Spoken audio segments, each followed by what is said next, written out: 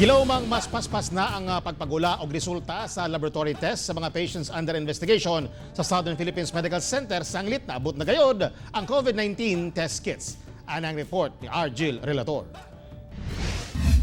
Gisugda na sa mga medical technologists sa Emerging Infectious Diseases Laboratory sa Southern Philippines Medical Center sa Davao City ang proseso sa testing sa nakuhang swab samples sa mga patients under investigation sa maong hospital.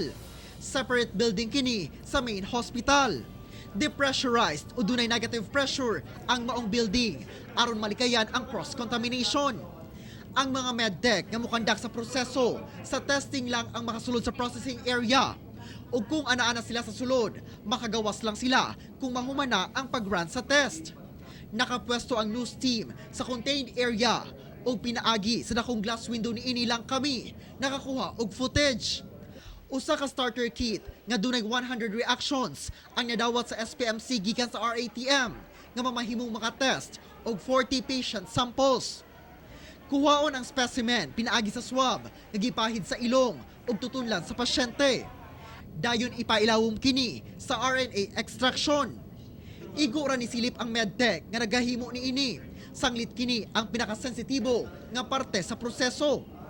Human niini mao ang reagent preparation sa PCR-based test kit. Dayon ang template addition o ang mixing sa sample ngadto sa reagent. Ilo dayon kini sa PCR machine.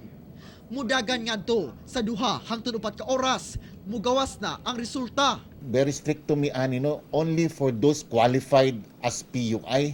So dili mo maato experience kay just feeling na gusto mo magpakandili jud kay limited pa jud gyapon ang atong test kit. Sa higayong moabot na ang dugang test kits, makater na ang swab samples nga gikan sa ubang ospital sa Mindanao. We will also